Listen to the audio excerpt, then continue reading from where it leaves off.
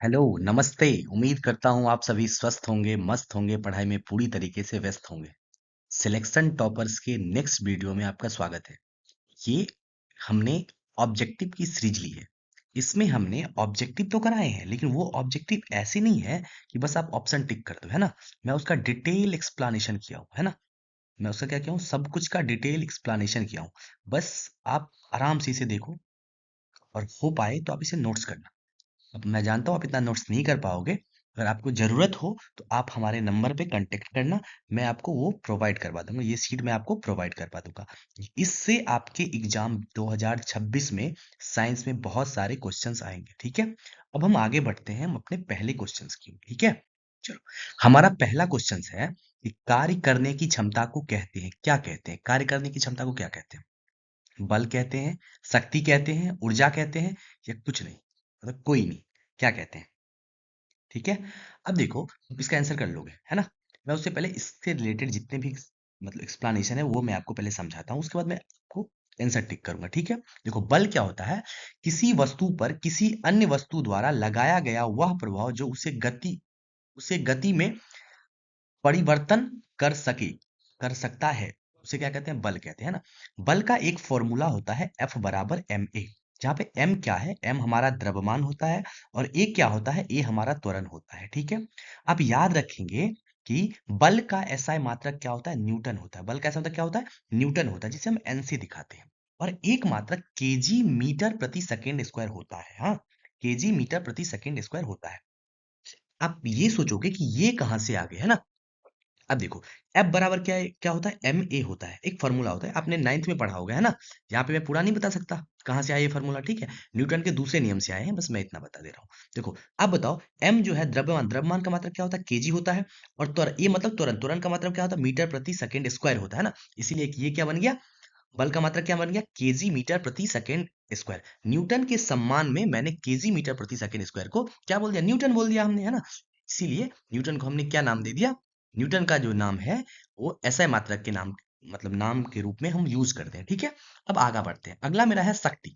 जैसे B option में मेरा है शक्ति, वैसे में हमने यहाँ पे शक्ति को डिफाइन किया। प्रति इकाई समय में किया गया कार्य को क्या कहते हैं? शक्ति कहते हैं। प्रति इकाई समय में किए गए कार्य को क्या कहते हैं? हम शक्ति कहते हैं, ठीक है? अब बताओ, पी शक्ति को पी से दिखाते हैं, तो पी बराबर क्या हो गया? डब्ल्यू बट्टा टी, कार्य बट्टा समय। डब्ल्यू क्या है यहाँ पे? कार्य है। और टी क्या है यहाँ पे? सेकेंड है। तो अब एसआई यूनिट क्या होता है? एसआई यूनिट होता है वाट। शक्ति का ऐसा यूनिट क्या होता है? शक्ति का ऐसा यूनिट होता है वॉट। क्या होता है? वॉट, ठीक है? शक्ति का ऐसा यूनिट क्या होता है? हमारा शक्ति का हमारा ऐसा यूनिट हो जाता है वाट, ठीक है? क्या हो जाता है? वाट, ठीक। लेकिन ये क्या होता है? जूल प्रति सेकेंड के बराबर होता है। तो आपसे पूछा जाता है एग्जाम में, वॉट किसके बराबर होता है? जूल प्रति सेकेंड के बराबर होता है। फिर सोचो ये कहाँ से आ गया, है ना? अब देखो, ये जो है डब्लू, डब्लू मतलब जो डब्लू, इसका जो मात्रक होता है, इसका मात्रक क्या होता है? जूल होता है। इसका जो मात्रक होता है, इसका मतलब क्या होता है? कार का मात्रक क्या होता है? जूल होता है। और समय का क्या होता है? सेकंड होता है। इसीलिए हमने क्या लिखा? जूल प्रति सेकंड। हमने क्या लिखा? जूल प्रति सेकंड। जूल प्रति सेकंड को ही हम क्या बोलते हैं? वोट। जूल प्रति सेकंड किसके बराबर होते हैं? वोट के बराबर होते हैं। अगला हमारा है कि ऊर्जा। अगला हमारा क्या है? ऊर्जा। ऊर्जा हम किसे बोलते हैं? कार्य करने की क्षमता को ऊर्जा बोलते हैं। कार्य करने की क्षमता को क्या बोलते हैं? हम ऊर्जा बोलते हैं, ठीक है? कार्य करने की क्षमता को हम क्या बोलते हैं? ऊर्जा बोलते हैं, ठीक है? ऊर्जा का एसआई यूनिट क्या होता है? ऊर्जा का एसआई यूनिट क्या होता है? ऊर्जा का एसआई यूनिट होता है न्यूटन मीटर। क्या हो जाता है हमारा? न्यूटन मीटर, ठीक है? ऊर्जा का एसआई यूनिट क्या हो जाता है हमारा? न्यूटन मीटर, ठीक है? अब देखो एक मिनट, न्यूटन मीटर, ठीक है? वो जो है न्यूटन मीटर किसके बराबर होता है? केजी मीटर स्क्वायर प्रति सेकंड स्क्वायर के बराबर होता है, ठीक? आप याद कर लेंगे मेरे दोस्त, ऊर्जा का मतलब क्या होता है? ऊर्जा का ऊर्जा का ऐसा मात्रक होता है जूल, जो बराबर होता है न्यूटन मीटर के, जो बराबर होता है केजी मीटर स्क्वायर पर सेकंड स्क्वायर के बराबर होता है, ठीक है? बस आपको मैं बोलूंगा ज्यादा मत याद करो, बस आप ऊर्जा का मात्रक जूल, ऊर्जा का मात्रक जूल, ऊर्जा का मात्रक जूल ऐसे याद कर लो। अन्य मात्रक कैलोरी भी होता है और किलोवाट घंटा भी होता है, ठीक है? हम ये सारी बातें मैं प्रीवियस वीडियो में डिस्कस कर चुका हूँ, कहाँ से ये आए, कैसे आए, मैं सब कुछ डिस्कस कर चुका हूँ, ठीक है? मैं यहाँ पे आ गए हैं, इसलिए मैं डिटेल में आपको एक्सप्लेन कर रहा हूँ फिर से। 1 किलोवाट घंटा जो होता है वो 1 यूनिट के बराबर होता है, जो 3.6 into 10 to the power 6 joule के बराबर होता है। इसका होता है 10 टू द पावर 6 जूल के बराबर होता है। आपसे पूछा जाएगा 1 किलोवाट घंटा किसके बराबर होता है, तो आप क्या बोलोगे? 3.6 into 10 to the power 6 joule के बराबर होता है ना। अब हम आपसे पूछ रहे हैं कि आप एक यूनिट को परिभाषित करें। एक यूनिट को क्या करें, आपके एग्जाम में पूछे जाते हैं, एक यूनिट को क्या करें, परिभाषित करें। कैसे परिभाषित करोगे, बोलोगे आप, 1 किलोवाट घंटा विद्युत सामर्थ्य वाले परिपथ में 1 घंटे में जितनी विद्युत ऊर्जा व्यय होती है उसे क्या कहते हैं, 1 यूनिट कहते हैं। 1 किलोवाट घंटा विद्युत सामर्थ्य वाले परिपथ में 1 घंटे में, 1 घंटा में जितना विद्युत हमारा खपत होगा उसे हम क्या बोलते हैं, 1 यूनिट या 1 किलोवाट घंटा बोल देते हैं। ठीक है, उम्मीद करता हूं यहां तक आप बहुत अच्छे तरीके से समझ गए होंगे। पहला क्वेश्चन मेरा कंप्लीट हुआ। अब हम अगले क्वेश्चन पे चलते हैं। अगला क्वेश्चन है हमारा, सिल्वर क्लोराइड का रंग कैसा होता है। सिल्वर क्लोराइड का रंग कैसा होता है, काला होता है, पीला होता है, हरा होता है या श्वेत। कैसा रंग होता है हमारा, श्वेत रंग होता है। कैसा रंग होता है हमारा, श्वेत रंग होता है। ठीक है, कौन सा रंग होता है हमारा, श्वेत रंग होता है। अब हम नेक्स्ट क्वेश्चन पे चलते हैं। अगला क्वेश्चन है हमारा कि गंधक की परमाणु संख्या कितनी होती है। गंधक की परमाणु संख्या कितनी होती है। ठीक है, आप बताओ गंधक की परमाणु संख्या कितनी होती है, 14, 15, 16 या 17। 14, 15, 16 या 17 कितनी होती है, आप बताओ। गंधक मतलब, गंधक को ही हम बोलते हैं सल्फर। इसकी परमाणु संख्या हमारी कितनी होती है, इसके परमाणु परमाणु संख्या हमारी 16 होती है। ठीक है, मैंने आपके सामने ये 30 तक के टेबल लिख दिए हैं।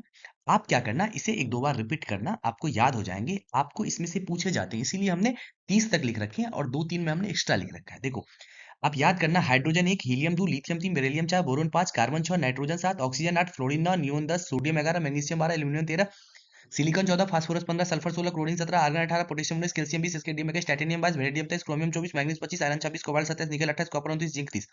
आप 10 बार पढ़ोगे आपको ऑटोमेटिक याद हो जाएंगे। ठीक है, अब सोना का याद रखना, सोना का संकेत होता है Au, जिसकी परमाणु संख्या कितनी होती है, 79। चांदी के संकेत क्या होता है, Ag, जिसकी परमाणु संख्या कितनी होती है, 47, 47। पारा को ये मरकरी बोलते हैं, जिसका संकेत क्या होता है हमारा, Hg होता है। Hg होता है, जिसकी परमाणु संख्या कितनी होती है हमारी, 80 होती है। आज जैसे मान लिया आपसे पूछे क्लोरीन की परमाणु संख्या, आप कितने बताओगे, 17 बताओगे। ठीक है, हाइड्रोजन क्या बताओगे आप, 1 बताओगे। ठीक है, ये इसका संकेत है, ये नाम है, ये पीछे में हमने परमाणु संख्या लिख रखा है। ठीक है, उम्मीद करता हूँ ये क्लियर हो गए, हम क्लियर हो गया होगा। मैं नेक्स्ट क्वेश्चन पे बढ़ता हूँ। अगला क्वेश्चन है हमारा कि अधातु के ऑक्साइड होते हैं। अधातु के ऑक्साइड कैसे होते हैं, उदासीन होते हैं या अम्लीय होते हैं या क्षारीय होते हैं, कोई नहीं। मैं आपको बता दूं, अधातु के ऑक्साइड क्या होते हैं, अम्लीय होते हैं, है ना। धातु के ऑक्साइड क्या होते हैं, अम्लीय होते हैं। ठीक है, मैं देखो, मैं सारा एक्सप्लेनेशन लिखा हूं, आप एक बार इसे ध्यान से पढ़ो पहले। उदासीन किसको बोलते हैं, ऐसे ऑक्साइड जो न तो अम्लीय होते हैं न ही क्षारीय होते हैं, उसे हम क्या कहते हैं, उदासीन कहते हैं। ऐसे ऑक्साइड जो न तो अम्लीय होते हैं न तो क्षारीय होते हैं, उसे हम क्या बोलते हैं, उदासीन ऑक्साइड बोलते हैं। ठीक है, ये पानी में घुलकर न तो अम्ल बनाते हैं न ही क्षार बनाते हैं। एग्जाम्पल में हमने लिख रखा है CO मतलब कार्बन मोनोऑक्साइड, N2O मतलब नाइट्रस ऑक्साइड। ये क्या है, उदासीन है ना, उदासीन है। आगे हम बढ़ते हैं, हमने अम्लीय के बारे में पढ़ लिया। ठीक है, अम्लीय के बारे में पढ़ता हूं मैं, बी ऑप्शन मेरा अम्लीय है तो मैं अम्लीय के बारे में पढ़ता। लिखा है अधातु के अधिकतर ऑक्साइड अम्लीय होते हैं। तो याद रखेंगे आप, अधातु के ऑक्साइड कैसे होते हैं, अम्लीय होते हैं। ये पानी में घुलने पर अम्ल बनाते हैं। पानी में जब घुलते हैं तो ये क्या बनाते हैं, अम्ल। देखो CO2, ठीक है, CO2 जब जल से अभिक्रिया किया तो क्या बना लिया हमारा, H2CO3, जिसको हम क्या पढ़ते हैं, कार्बोनिक अम्ल। ठीक है, जब SO2 जल के साथ अभिक्रिया किया तो क्या बना है हमारा, H2SO3 सल्फ्यूरस। आप मेरे दोस्त ये जो है ना अम्ल वाले याद कर लेना। ठीक है, पूछेगा कार्बोनिक अम्ल का सूत्र क्या होता है तो आप क्या बोलोगे, H2CO3। सल्फ्यूरस अम्ल का सूत्र क्या होता है, H2SO3, है ना। ऐसे करके आप याद कर लोगे। ठीक है, उम्मीद करता हूं यहां तक आप समझ गए होंगे। ठीक है, कोई दिक्कत, आगे बढ़ते हैं। सी है हमारा क्षारीय, है ना। क्षारीय ऑक्साइड आमतौर पर धातु के होते हैं। याद रखना आप, धातु के ऑक्साइड कैसे होते हैं, धातु के ऑक्साइड क्षारीय होते हैं और अधातु के ऑक्साइड क्या होते हैं, अम्लीय होते हैं। धातु के ऑक्साइड क्षारीय होते हैं और अधातु के ऑक्साइड क्या होते हैं, अम्लीय होते हैं। ठीक है, ये देखा, अगला है हमने पॉइंट लिखा है, ये पानी में घुलकर क्षार बनाते हैं। पानी में घुलकर क्या बनाते हैं, क्षार बनाते हैं। ठीक है, एग्जाम्पल लिखा हमने, देखो ये क्या है, क्षारीय, है ना। ये देखो Na2O जो है ना, जब H2O मतलब जल के साथ अभिक्रिया कर लिया तो क्या बना, NaOH सोडियम हाइड्रोक्साइड बना लिया। जब कैल्शियम ऑक्साइड H2O मतलब जल के साथ अभिक्रिया किया तो क्या बना लिया, CaOH2 बना लिया, है ना, CaOH2 बना लिया। ठीक है, कैल्शियम हाइड्रोक्साइड बना लिया, जिसे हम क्या बोलते हैं, बुझा हुआ चूना। CaO को क्या बोलते हैं हम, बिना बुझा हुआ चूना। ये सब हमने प्रीवियस वीडियो में बता रखा है ना। आप जाके प्रीवियस वीडियो देख सकते हो और अच्छे से कॉन्सेप्ट क्लियर करने के लिए। ठीक है, अब देखो, इसमें जो हमने पढ़ा यहां तक आप सब कुछ अच्छे से समझ गए होंगे। एक हमने इमेज डाल रखा है, इमेज देखना आप, पीएच मान से रिलेटेड है ना। अब बताना जीरो से अगर 7 के बीच में आप बताना पीएच स्केल पे होता क्या है ना, मैं एक बार लिख के बताता हूँ आपको ताकि आप समझ जाओ अच्छे से। देखो पीएच स्केल पे होता क्या है कि आप एक ऐसे है ना, बीच में क्या होता है हमारा 7, है ना, 7 इधर जो है लेफ्ट साइड जो क्या लेफ्ट साइड क्या हो जाता है यहाँ पे 0, और इधर राइट साइड क्या हो जाता है यहाँ पे 14। कितना हो जाता है हमारा 14, कितना हो जाता है हमारा दोस्त 14, है ना। हमारी बातों को सुनो ठीक है। यहाँ 7 पर जो होगा वो क्या होगा हमारा उदासीन होगा, है ना। 7 से कम जैसे ही होगा वो क्या हो जाएगा हमारा अम्लीय हो जाएगा। 7 से जैसे ही अधिक होगा वो क्या हो जाएगा हमारा क्षारीय हो जाएगा। जैसे जैसे आप कम मतलब 7 से कम होते जाओगे अम्लीय शक्ति क्या होगी बढ़ती जाएगी, अम्लीय शक्ति क्या होगी बढ़ती जाएगी, ठीक है। अब मैं अगर आपसे पूछ लूं कि आप बताओ अगर पीएच मान 5 है, पीएच मान क्या है हमारा 5 है, एक का पीएच मान 4 है, तो कौन अधिक अम्लीय होगा, तो 4 वाला अधिक अम्लीय होगा, क्योंकि जो है 7 से जितने कम होते हैं 7 से जितने कम होते जाते हैं पीएच मान बढ़ता जाता है। उस यही पे हम सबने सब कुछ डिटेल में लिख रखा है। अगर 0 से 7 के बीच में है तो क्या होगा अम्लीय होगा, है ना। और 7 से 0 की ओर बढ़ता है तो अम्लता क्या होता है बढ़ता है। और यहाँ पे क्या लिखा है शुद्ध जल का पीएच मान कितना होता है, शुद्ध जल का पीएच मान 7 होता है, याद कर लेंगे। और देखना है अगर 7 से 14 के बीच है उसे हम क्या बोलते हैं क्षारीय बोलते हैं। पीएच मान 7 से जितना अधिक होगा पदार्थ उतना ही अधिक क्या होगा क्षारीय होगा, है ना। 7 से जितना अधिक होगा उतना ही क्षारीय होगा। 7 7 से 0 की ओर जैसे जैसे बढ़ोगे आप 7 से 6, 6 से 5, 5 से 4 ऐसे ऐसे क्या होगा बढ़ता जाएगा, अम्लीय गुण क्या होगा बढ़ता जाएगा। उम्मीद करता हूँ ये क्वेश्चन तक आपको क्लियर हो गए होंगे। अब हम नेक्स्ट क्वेश्चन पे चलते हैं। अगला क्वेश्चन है हमारा कि कार्बन क्या है, कार्बन धातु है अधातु है या मिश्र धातु है। कार्बन आप याद रखेंगे कार्बन क्या हमारा अधातु है। कार्बन की परमाणु संख्या कितनी होती है 4, है ना। Carbon sorry sorry sorry carbon होते हैं 6, कार्बन कितने होते हैं 6, ठीक है। अब देखो हमने यहाँ पे सब कुछ एक्सप्लेन किया है। धातु किसको बोलते हैं, वे पदार्थ जो कठोर चमकीले आघातवर्ध तन्य ध्वनिक और उष्मा तथा विद्युत के सुचालक होते हैं क्या कहलाते हैं धातु कहलाते हैं, है ना। एग्जाम्पल में हमने जैसे लिखा आयरन कॉपर एल्यूमिनियम इत्यादि। अथवा करके मैंने दूसरा लिखा, अगर आप शॉर्टकट लिखना चाहते हो तो स्टैंडर्ड ये लिख सकते हो वैसे तत्व जो इलेक्ट्रॉन दान करते हैं उसे क्या कहते हैं धातु कहते हैं, ठीक है। और वैसे तत्व जो इलेक्ट्रॉन ग्रहण करते हैं उसे क्या कहते हैं अधातु। लिखा है यहाँ पे मिस्टेक हो गया, ऐसे तत्व यहाँ पे लिखना है ऐसे तत्व जो इलेक्ट्रॉन ग्रहण करते हैं उसे क्या कहते हैं अधातु कहते हैं, ठीक है। एग्जाम्पल में याद रखना आप कार्बन सल्फर ब्रोमीन हाइड्रोजन, ठीक है। अब देखो यहाँ पे देखना मैं क्या लिखता हूँ अधातु यहाँ पे एक लिख दिया। अगर देखो जिसमें चमक है आघात वर्ता है तन्यता है सब कुछ है तो ये क्या बोलते हैं हम उसे धातु बोलते हैं। अगर नहीं है उष्मा का सुचालन नहीं करता है ना, आघात बढ़ता है एवं तन्यता नहीं है और क्या है वो भंगुर है कठोर नहीं है वो क्या है भंगुर है उसे हम क्या बोलते हैं धातु बोलते हैं, ठीक है। यहाँ तक समझ में आ रहे हैं, ठीक है। यहाँ पे नोट करके हमने एक नोट में लिखा है कि कार्बन के विभिन्न रूप, कार्बन के रूप में कैसा होता है एक होता है हीरा एक होता है ग्रेफाइट एक होता है फुलेरिन, है ना इत्यादि, है ना। ये क्या है अधातु जो है इसके कार्बन अधातु के क्या है अपरूप है ना। यहाँ पे हमने लिखा है उपधातु, क्या लिखा है हमने उपधातु। उपधातु किसे बोलते हैं ऐसे तत्व जो धातु और अधातु दोनों के गुण दिखाते हैं उसे हम क्या बोलते हैं उसे हम धातु कहते हैं। धातु के उदाहरण है boron silicon germanium arsenic antimony tellurium, है ना। कितने हैं 1 2 3 4 5 और 6, कितने हो जाते हैं उपधातु की संख्या कितनी हो जाती है 6, है ना। आप याद करेंगे boron silicon germanium arsenic antimony और टेलुरियम, है ना। संकेत भी आप याद रखना ठीक है, क्योंकि आपसे पूछा जाता है सिलिकॉन का संकेत कितना होता है एस है, जर्मेनियम का कितना होता है जी, आर्सेनिक का कितना होता है एस, एंटीमनी का एसपी, है ना, टेलुरियम का टी। आपसे पूछा था निम्नलिखित में से कौन सा एक उपधातु है। आपको अगर ये 6 याद रहेंगे उसके बाद आप लगा पाओगे, अगर याद नहीं रहेंगे तो आप नहीं लगा पाओगे, टिक, है ना। चलो अब हम आगे बढ़ते हैं मिश्र धातु। मिश्र धातु क्या होता है, मिश्र धातु दो या दो से अधिक धातु या दो या दो से अधिक धातु कि मिलने से जो बनता है उसे हम क्या बोलते हैं मिश्र धातु बोलते हैं। एक धातु एक अधातु भी हो सकता है ना। यहाँ पे हमने कुछ मिश्र धातु के नाम लिख रखे हैं, आप उसे याद कर लेना। पीतल क्या है एक मिश्र धातु है, कांसा क्या है एक मिश्र धातु है, स्टील क्या है एक मिश्र धातु है, स्टेनलेस स्टील क्या है मिश्र धातु। देखो पीतल में क्या रहता है तांबा रहता है और जस्ता रहता है ना, कांसा में क्या रहता है तांबा रहता है और टीन रहता है, स्टील में क्या रहता है लोहा रहता है कार्बन रहता है ना, और स्टेनलेस में क्या रहता है स्टेनलेस स्टील में क्या रहता है लोहा रहता है क्रोमियम रहता है और क्या रहता है निकेल रहता है, ठीक है। उम्मीद करता हूँ यहाँ तक आप क्लियरली समझ गए होंगे। अब हम नेक्स्ट हम आगे बढ़ते हैं। अब देखो मैं यहाँ पे बताता हूँ, अभी जो आपने मिश्र धातु के बारे में पढ़ा, यहाँ पे हमने कुछ लिखा है। देखो मिश्र धातु बनाने का उद्देश्य, मतलब मिश्र धातु बनाया क्यों जाता है। देखो मिश्र धातु बनाया क्यों जाता है, बनाया इसलिए जाता है क्योंकि धातु को मजबूत बनाना, धातु को मजबूत बनाने के लिए, जंग से बचना, जंग से बचे रहने के लिए हम मिश्र धातु बनाते हैं। धातु को कठोर या कोमल बनाना, धातु को कठोर या कोमल बनाने के लिए भी हम मिश्र धातु बनाते हैं, है ना। गलनांक कम या ज्यादा करने के लिए मिश्र धातु बनाते हैं। तो क्या होता है, कभी कभी गलनांक ज्यादा हो जाता है, कभी कभी गलनांक कम होता है, इस कारण से भी हम बनाते हैं ना।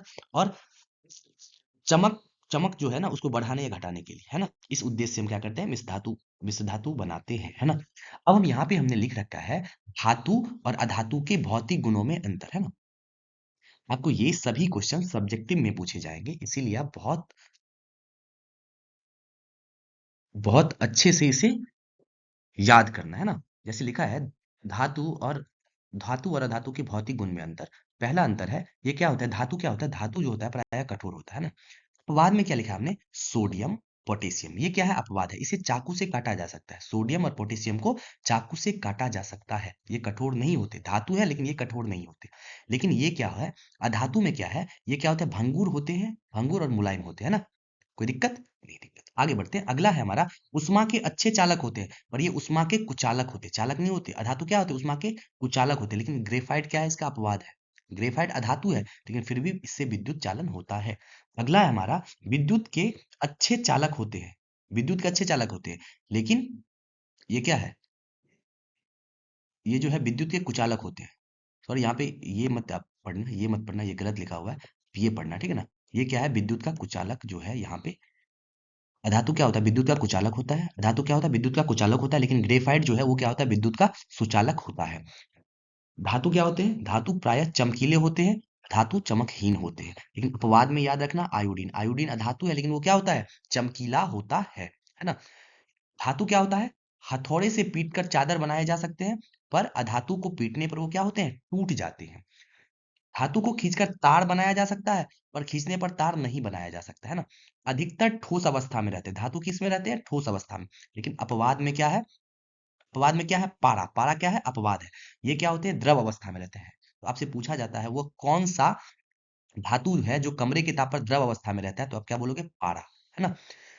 अधातु क्या होते हैं, गैस, द्रव या ठोस किसी भी अवस्था में मिलती है। लेकिन अपवाद में क्या है, ब्रोमीन, ब्रोमीन किसमें मिलता है, द्रव अवस्था में मिलता है, ठीक है, याद रखेंगे आप। घनत्व क्या होता है, अधिक, धातु के घनत्व क्या होते हैं, अधिक होते हैं, और अधातु के घनत्व क्या होते हैं, कम होते हैं। धातु के गलनांक एवं क्वथनांक क्या होते हैं, अधिक होते हैं, और अधातु के गलनांक एवं क्वथनांक क्या होते हैं, कम होते हैं। धातु की सतह चमकीली होती है और सतह क्या होती है, रुखरी होती है, रूखी होती है ना। आपको ये बार-बार पढ़ने हैं। देखो दोनों मिलता-जुल, दोनों जो है ना वो मिलता-जुलता है। दोनों क्या है, मिलता-जुलता, इसमें है तो इसमें नहीं है। ऐसे करके आप याद कर लेना, ठीक है? 2 बार पढ़ोगे आपको ईज़िली याद हो जाएँगे। उम्मीद करता हूँ यहाँ तक आप अच्छे से समझ गए होंगे। अब हम नेक्स्ट क्वेश्चन पे चलते हैं। सॉरी, उससे पहले क्या करते हैं, हम एक बार और जो है धातु के भौतिक एवं रासायनिक, भौतिक गुण पढ़ लिए, अब हम रासायनिक गुण में अंतर, ये सब्जेक्टिव में पूछते हैं, इसीलिए हमने यहाँ पे डाला है, ऑब्जेक्टिव के साथ हमने डाला है ना। इसीलिए आप ध्यानपूर्वक इसे देखना। यहाँ लिखा है धातु इलेक्ट्रॉन खोकर धनायन, धनायन बनाती है, धनायन बनाती है, और अधातु इलेक्ट्रॉन प्राप्त करके क्या बनाती है, ऋणायन बनाती है ना। धातु अम्लों से अभिक्रिया करके हाइड्रोजन गैस निकालती है ना। और अधातु आमतौर पर अम्लों से अभिक्रिया नहीं करते। धातु क्या है, अम्ल से अभिक्रिया करके हाइड्रोजन गैस निकालती है, पर अधातु अम्ल से अभिक्रिया नहीं करती। यहाँ लिखा है धातु क्षारों से अभिक्रिया नहीं करती, कुछ को छोड़ के, है ना, कुछ छोड़, जैसे एल्युमिनियम जिंक को छोड़कर, है ना। लेकिन अधातु जो है, अधातु जो है क्षारों के साथ क्या करती है, अभिक्रिया करती है। यहाँ है, अगला है, धातु ऑक्सीजन से अभिक्रिया कर धातु के ऑक्साइड बनाते हैं, धातु के ऑक्साइड बनाते है ना। जो क्या होता है, बेसिक प्रकृति, जो बेसिक प्रकृति के होते हैं, मतलब क्षारीय प्रवृत्ति के होते हैं। धातु के अक्सर क्या होते हैं, क्षारीय प्रवृत्ति के होते हैं। मैंने पीछे भी पढ़ा था ये बात, है ना।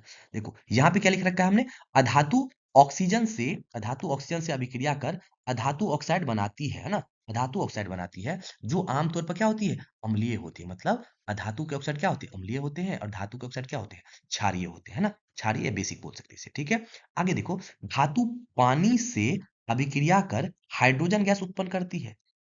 धातु में, और धातु में हम पढ़ रहे हैं अधिकांश धातु पानी से अभिक्रिया नहीं करती है। यहाँ पे हमने लिखा है धातु के ऑक्साइड पानी में घुलकर क्षार बनाते हैं, धातु के ऑक्साइड पानी में घुल क्या बनाते हैं, क्षार बनाते हैं। लेकिन यहाँ पे अधिकांश अधातु पानी से अभिक्रिया नहीं करते। यहाँ 7वां पॉइंट है हमारा, धातु की ऑक्सीकरण प्रवृत्ति अधिक होती है और अधातु की अपचयन प्रवृत्ति क्या होती है, अधिक होती है, अधिक होती है। आप ये जो हमने पॉइंट लिखे हैं, आप इसे पढ़ के याद करने की कोशिश करना, क्योंकि आपके एग्जाम में ये पूछे जाएंगे। ठीक है, हमने 2 सब्जेक्टिव क्वेश्चंस करवाए यहाँ पे, धातु और अधातु के भौतिक गुण और धातु और अधातु के रासायनिक गुण में अंतर। ठीक है, देखो इसके साथ एग्जाम्पल भी लिखे जा सकते हैं ना, पर आपके एग्जाम नजदीक है इसीलिए हमने यहाँ पे एग्जाम्पल नहीं दिया है रिएक्शन का। अब हम नेक्स्ट क्वेश्चन पे चलते हैं।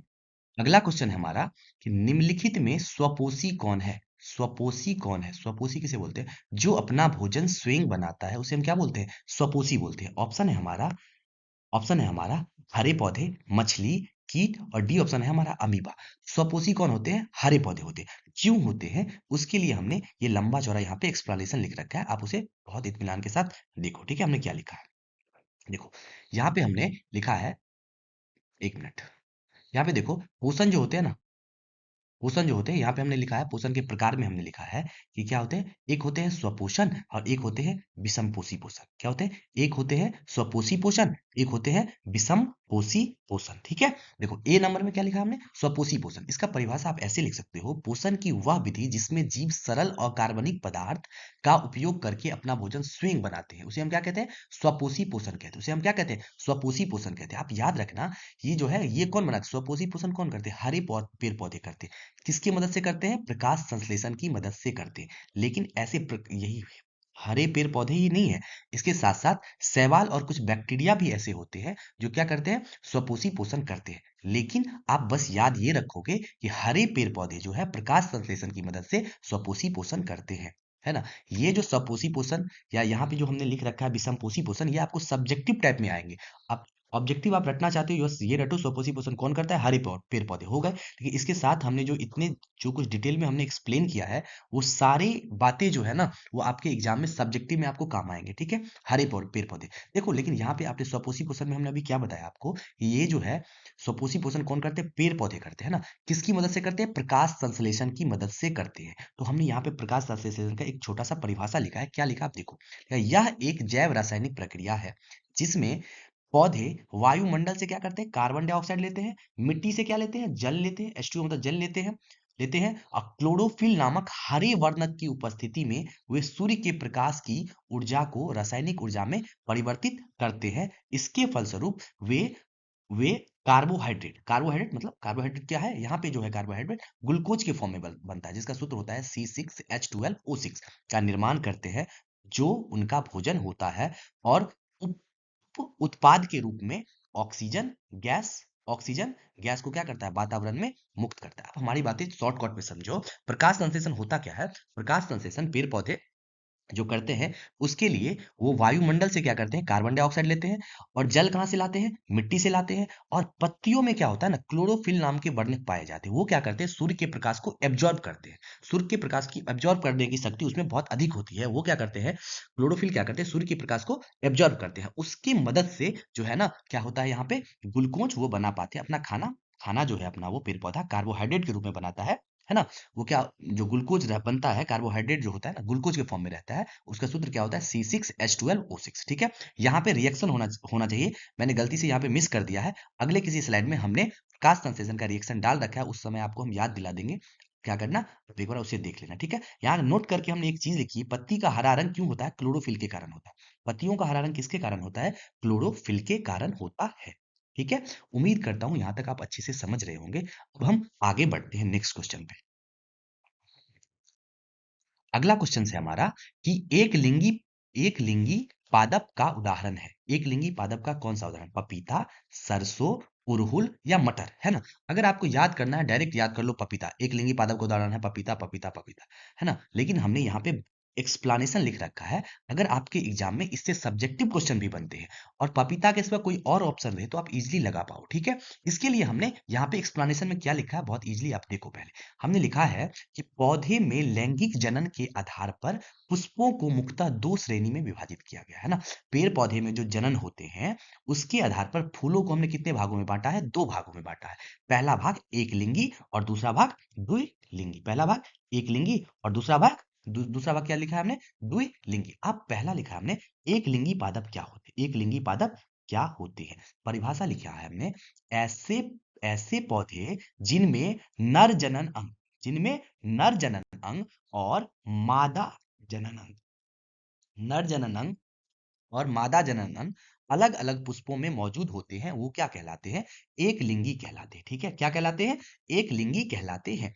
ऐस, ऐसे पौधे जिसमें नर जनन अंग को हम क्या बोलते हैं, पुष्प के नर जनन अंग को क्या बोलते हैं, जो मेल वाला होता है उसको क्या बोलते हैं, हम पुंकेसर बोलते हैं। और मादा वाला जनन अंग जो होता है उसको क्या बोलते हैं, हम स्त्री को केसर बोलते हैं। को याद होगा, जैसे मानव में क्या होता है, अगर मेल है तो मेल मेल जो है उसका उसका जो होता है उससे क्या बनता है, शुक्राणु बनता है, और फीमेल को क्या बनता है, अंडाणु बनता है। ऐसे ही यहाँ पे मेल, नर को क्या बोलते हैं, मेल बोलते हैं। नर में क्या बनता है, पुंकेसर बनता है, और फीमेल में क्या बनता है, स्त्री केसर का निर्माण होता है ना। अगर ये दोनों अलग अलग फूलों के पास है तो उसे हम क्या कहते हैं, एक लिंगी कहते हैं। एग्जाम्पल आप याद रखना, पपीता, तरबूज, ककड़ी और मक्का, ठीक है। और हमने द्विलिंगी यहाँ पे बताया है, द्विलिंगी किसे कहते हैं, यहाँ पे हमने लिखा है ऐसे पौधे जिनके पुष्पों में नर और मादा दोनों प्रजनन अंग हो, मतलब स्त्री केसर और पुंकेसर दोनों एक ही पुष्प के भीतर मौजूद हो, वे क्या कहलाते हैं, द्विलिंगी या उभयलिंगी कहलाते हैं। मतलब अगर एक पुष्प है, तो मान लीजिए ये पुष्प है, अगर मान लिया जाए इसमें जो है नर मतलब मादा वाला और नर दोनों वाला, मतलब स्त्री केसर और पुंकेसर दोनों एक ही फूल के पास है, तो उसे हम क्या बोलते हैं, द्विलिंगी पादप कहते हैं। अगर कोई पुष्प है, अगर एक पुष्प ये है, इसके पास जो है नर वाला है, और इसके अगर मान लिया इसके पास स्त्री केसर है, और इसके पास क्या है, पुंकेसर है, इसके पास क्या है, पुंकेसर है, इसके पास क्या है, पुंकेसर है, तो दोनों अलग अलग फूल के पास हो गए। इसका मतलब वो कौन सा हो गया, वो हो गया एक लिंगी पादप। वो कौन सा हो गया, एक लिंगी पादप। हमारा अगला क्वेश्चन है, मानव मस्तिष्क का औसत भार, मानव मस्तिष्क का औसत भार कितना होता है, 1 केजी होता है, 2 केजी होता है, 1.4 केजी होता है, इनमें से कोई नहीं, ठीक है। आप जो ऑप्शन लगा सको आप लगाना, ठीक है। 1.4 केजी होता है ना, याद रखना है तो आप 1.4 केजी याद रख सकते हो। मैंने यहाँ पे एक्सप्लेनेशन में लिखा है, मानव मस्तिष्क केंद्रीय तंत्रिका तंत्र का सबसे महत्वपूर्ण अंग है, याद रखना आप ये बात। औसत भार जो होता है, एक वयस्क मानव मस्तिष्क औसत भार जो होता है 1.3 केजी से 1.4 केजी के बीच होता है। अगर ग्राम में पूछे तो 1300 ग्राम से लेकर 1400 ग्राम के बीच होता है, ठीक है। जो ऑप्शन रहे आप लगा देना।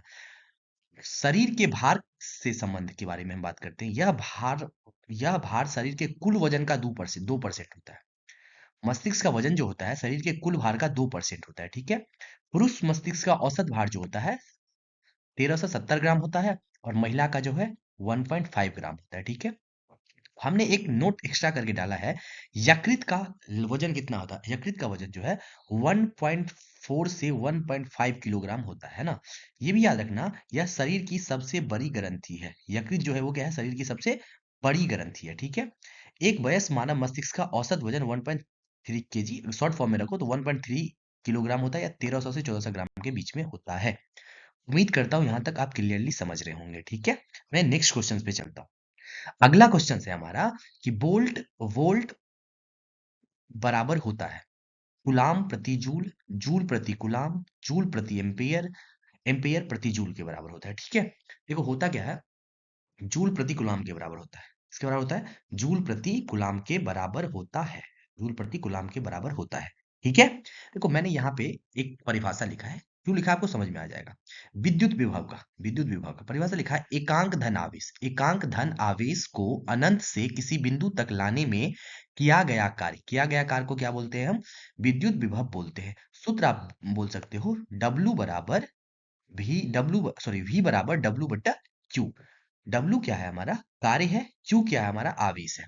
अब एक बात बताओ हमें कि कार्य का ऐसा मतलब क्या होता है, जूल, क्यू मतलब आवेश, आवेश कैसा मतलब क्या होता है गुलाम, तो क्या हो गया जूल प्रति गुलाम हुआ कि नहीं हुआ।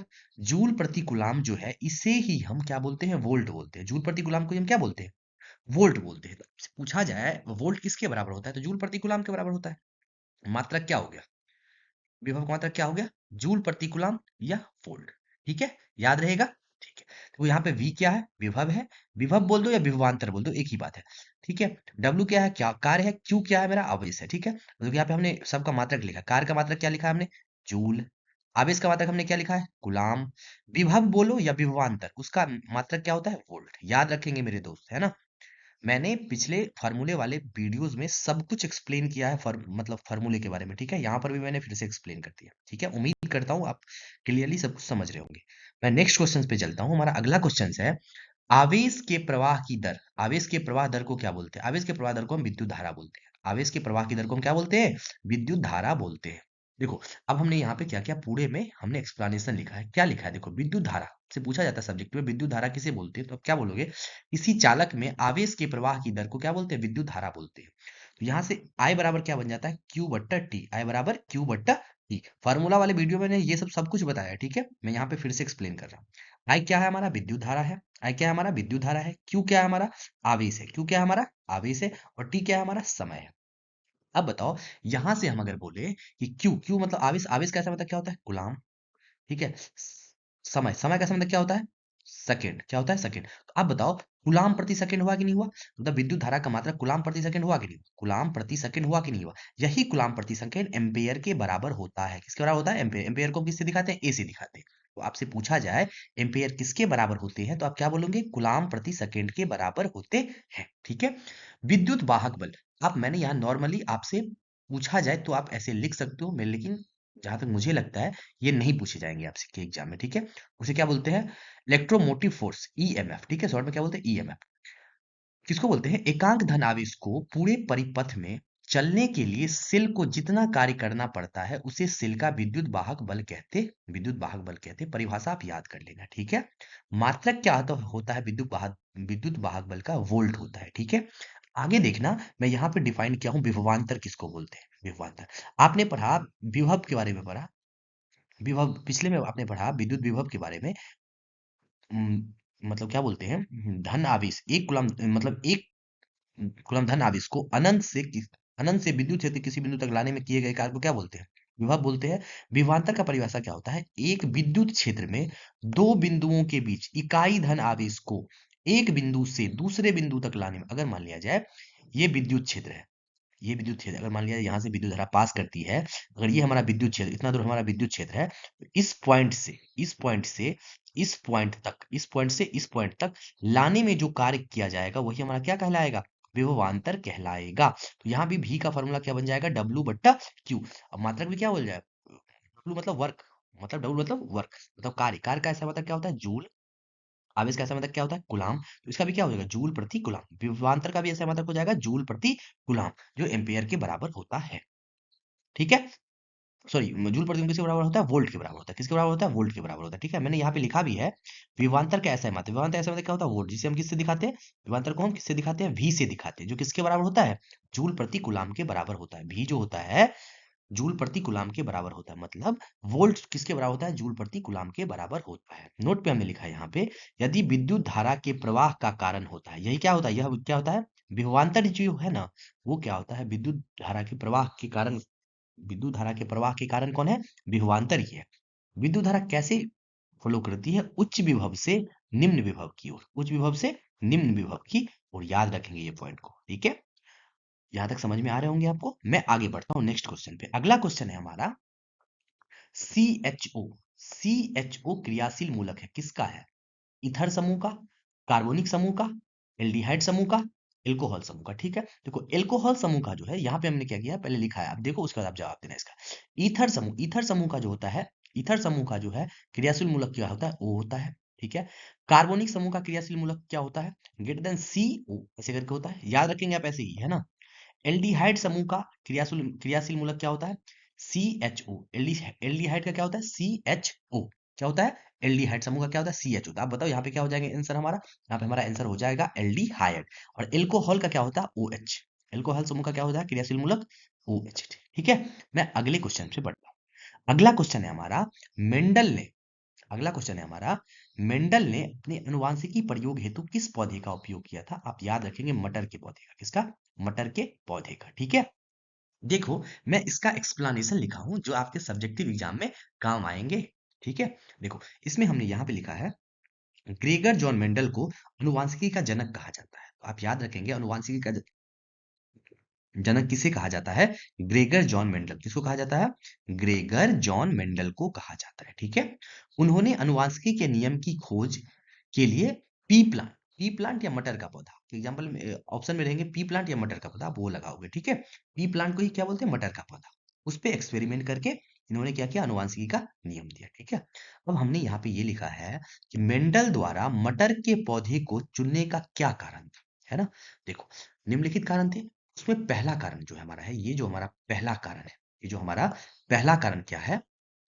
पहला हमारा जो कारण है वो है विपरीत लक्षणों की उपस्थिति। पहला जो है विपरीत लक्षणों की उपस्थिति। इसमें हमने क्या लिखा है? लिखा है, मटर के पौधों में स्पष्ट रूप से दिखाई देने वाले 7 विभिन्न लक्षण पाए जाते हैं, जैसे लंबाई, बौना, गोला बीज या झुर्रीदार बीज, बैगनी फूल या सफेद फूल, है ना? है कि नहीं? ये बात समझ में आ गई? इसमें क्या है? इसमें जो है 7 जो है विपरीत लक्षण देखे जाते हैं। मतलब कोई मटर का बीज क्या होगा? लंबा होगा। तो क्या कोई क्या क्या होगा? बोना होगा। कोई गोलाकार होगा तो कोई टेढ़ा मेढ़ा झुड्डी टाइप का होगा। कोई किसी का फूल, किसी मटर का फूल क्या होता है? बैगनी कलर का होता है, किसी का क्या होता है? सफेद कलर का होता है। इसी कारण से क्या किया उन्होंने? मटर का पौधा लिया।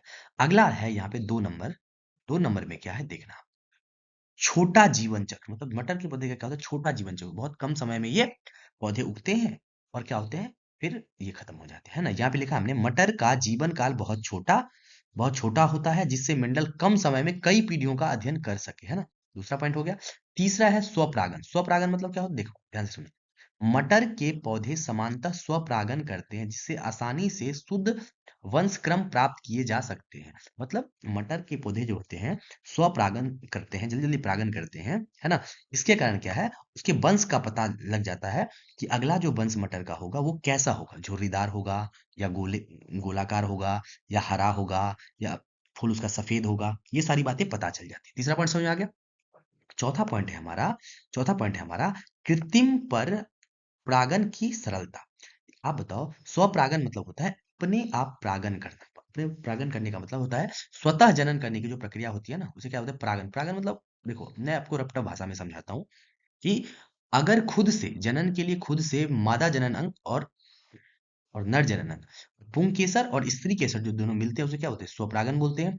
और कृत्रिम तरीके से मिलाते जब है ना, मतलब कहने का मतलब, अगर फूल का एक जो है क्या है?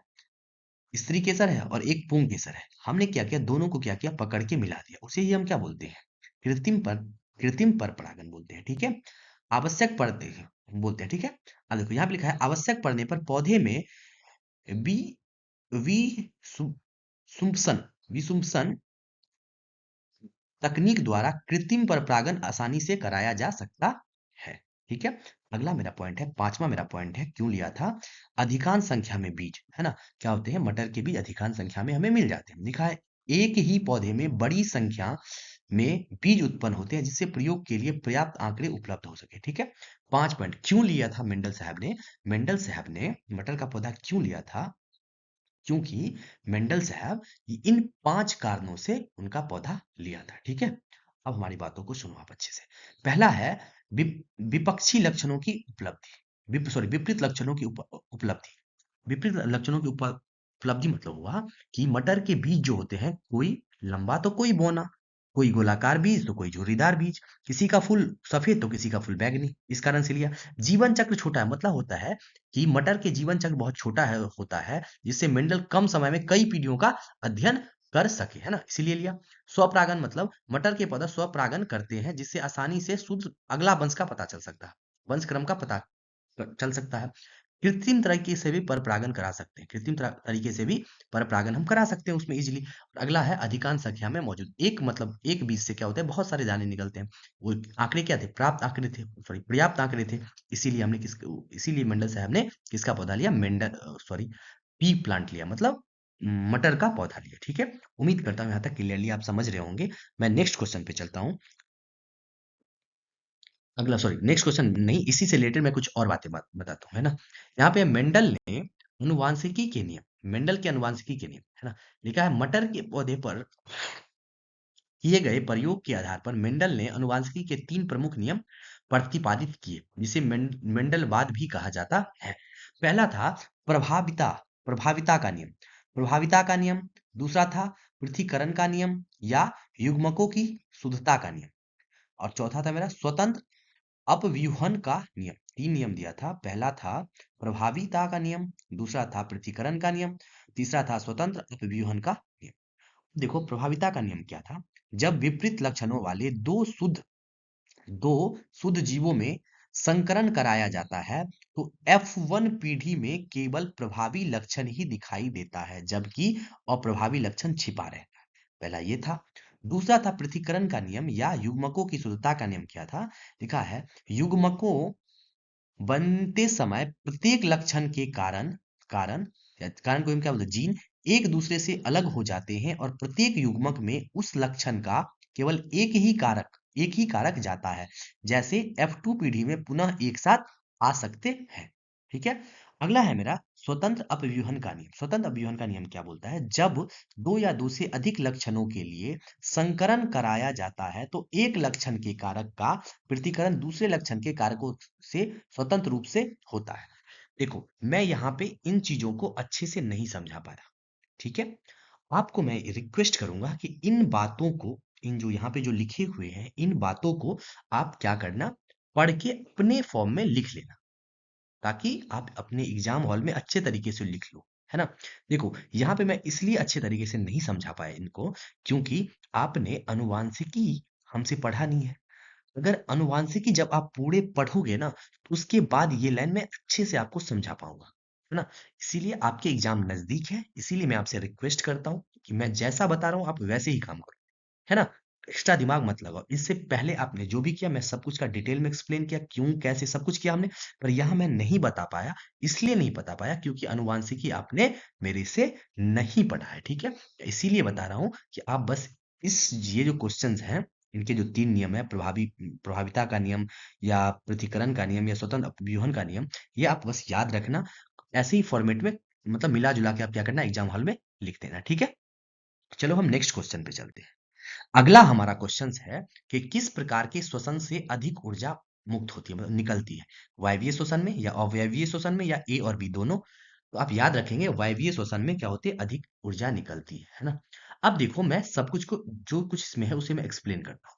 तो सबसे पहले आपको ये जानना है कि श्वसन किसे कहते हैं, है ना, श्वसन किसे कहते हैं। तो यहाँ पे हमने लिखा वह प्रक्रिया है, श्वसन वह प्रक्रिया है जिसमें जीव भोजन भोजन किसके रूप में लेते हैं, ग्लूकोज से ऊर्जा निकालते हैं, जिसके लिए ऑक्सीजन अंदर ली जाती है और कार्बन डाइऑक्साइड क्या की जाती है, बाहर छोड़ी जाती है। ठीक है, श्वसन की परिभाषा आप ऐसे लिख सकते हो, है ना। देखो श्वसन के प्रकार, श्वसन 2 प्रकार के होते हैं, एक होता है ऑक्सी श्वसन, एक होता है अनॉक्सी श्वसन। ऑक्सी श्वसन को ही हम क्या बोलते हैं, वायवीय श्वसन, और अनॉक्सी श्वसन को ही हम क्या बोलते हैं, अवायवीय श्वसन। ठीक है, ऑक्सी श्वसन किसे बोलते हैं, जो ऑक्सीजन की उपस्थिति में हो, ऑक्सीजन की क्या हो, उपस्थिति में हो, उसे हम क्या बोलते हैं, ऑक्सी श्वसन बोलते हैं। ठीक है, देखो यहाँ पे हम क्या लिखा, ग्लूकोज, ग्लूकोज, है ना। ग्लूकोज, ग्लूकोज जब ऑक्सीजन से, ग्लूकोज का फॉर्मूला क्या होता है, C6H12O6, जब ऑक्सीजन से अभिक्रिया किया तो क्या क्या बनाया, 6CO2 प्लस 6H2O प्लस ऊर्जा, पर ऊर्जा कितना बताया बनाया, 38 से 40 एटीपी। लेकिन आप याद रखना 38 एटीपी, वायवीय श्वसन में कितने ऊर्जा बनते हैं, 38 एटीपी ऊर्जा बनते हैं। लेकिन आप एक बात ये भी याद रखना कि वायवीय श्वसन होता कहाँ है, वायवीय श्वसन कोशिका के माइटोकांड्रिया में होता है, कोशिका के माइटोकांड्रिया में होता है। ठीक है, अब अगला पॉइंट देखना कि अनॉक्सी श्वसन किसे बोलते हैं। अनॉक्सी श्वसन या अवायवीय श्वसन बोलते हैं जो ऑक्सीजन की अनुपस्थिति में होता है। ठीक है, और ये होता कहाँ पे है, कोशिका द्रव्य में होता है। वायवीय श्वसन माइटोकॉन्ड्रिया में होता है और अवायवीय श्वसन कोशिका द्रव्य में होता है। और साथ ही साथ ये बात याद रखना कि इसमें अवायवीय श्वसन में 2 एटीपी ऊर्जा बनता है ना। अब देखो यहाँ पे जो है ग्लूकोज जो है, मतलब ग्लूकोज जो है ऑक्सीजन की उपस्थिति में जब टूटता है तो क्या टूटता है, 3C2H5O है, जिसको हम क्या बोलते हैं, इथेनॉल बोलते हैं। और साथ ही साथ 2 कार्बन डाइऑक्साइड बनाते हैं, साथ में 2 एटीपी ऊर्जा बनाता है। ठीक है, और देखो यहाँ पे लिखा है C6H12O6, मतलब जो है ग्लूकोज का फॉर्मूला क्या होता है, C6H12O6। ऑक्सीजन की अनुपस्थिति में जब टूटता है तो क्या बनाता है, 2C3H6O3, मतलब लैक्टिक एसिड। इसको क्या बोलते हैं, लैक्टिक एसिड। C3H6O3 को क्या बोलते हैं, लैक्टिक एसिड। और साथ ही साथ 2 एटीपी ऊर्जा बनाते हैं। ठीक है, अब बताता हूं मैं ये लैक्टिक एसिड होते क्या है। जब आप बहुत ज्यादा कसरत करते हो तो आप देखते होंगे आपके मांसपेशियों में दर्द करने लगता है। क्या करने लगता है, दर्द करने लगता है। इसका मतलब है कि वहां पे क्या जमा हो गया, हमारा लैक्टिक एसिड जमा हो गया, लैक्टिक अम्ल जमा हो गया है, इसीलिए हमें वो क्या हो रहे हैं, दर्द कर रहे हैं। ठीक है, अब हमारी बातों को सुनो। जैसे ही आपके शरीर को जितनी ऊर्जा की आवश्यकता है ना, आपको अगर वो मिल रहे हैं, ठीक है, तब तो सही है। लेकिन जब आप बहुत ज्यादा कसरत करते हो, एक्सरसाइज करते हो, तो होती क्या है, आपके शरीर को ऊर्जा अधिक मात्रा में चाहिए, पर आप ऊर्जा कम ले रहे हो। तो उस समय क्या होता है, ग्लूकोज जो है ऑक्सीजन की अनुपस्थिति में टूटने लगता है और क्या बना देता है, हमारा लैक्टिक एसिड बना देता है, जिस कारण से हमें क्या होते हैं, पैर सब दर्द करने लगते हैं। ठीक है, और ये जो है एथेनॉल जो बनते हैं, ईस्ट में बनते हैं ना, याद रखेंगे। मैं अगले उम्मीद करता हूँ यहाँ तक सब कुछ अच्छे तरीके से समझ रहे होंगे। आपकी ऑब्जेक्टिव और सब्जेक्टिव सब कुछ क्लियरली समझ में आ रहे होंगे, है ना। आप इसे बस ऑब्जेक्टिव नजर से मत देखो, आप इसे सब्जेक्टिव नजर से भी देखो। आपके इस सिंगल वीडियो से ऑब्जेक्टिव और सब्जेक्टिव दोनों कंप्लीट हो रहे हैं। मैं ऐसा नहीं कर रहा हूं कि ऑब्जेक्टिव लाया, उसका आंसर बताया और आगे बढ़ गया, ऑब्जेक्टिव लाया, उसका आंसर बताया और आगे बढ़ गया। ठीक है, ठीक है, मैं सब कुछ क्लियर कर रहा हूँ, ठीक है, ताकि आपका ऑब्जेक्टिव और सब्जेक्टिव दोनों क्लियर हो। ठीक है, मैं अब नेक्स्ट क्वेश्चन पे चलता हूँ। अगला क्वेश्चन से हमारा, नहीं सॉरी, अगला क्वेश्चन से नहीं है, ये हमारा लास्ट क्वेश्चन था। ठीक है, उम्मीद करता हूँ आप यहाँ तक बहुत क्लियरली तरीके से समझ गए होंगे सब कुछ। ठीक है, तो मैं आपको एक बात बताना चाहता हूँ कि आप जो वीडियो हमारी देखते हो, है ना, मैं आपसे यही रिक्वेस्ट करूंगा कि आपके एग्जाम के ये लास्ट दौर है, लास्ट समय है, इसीलिए आप अच्छे से एक बार दो बार वीडियो देख लो।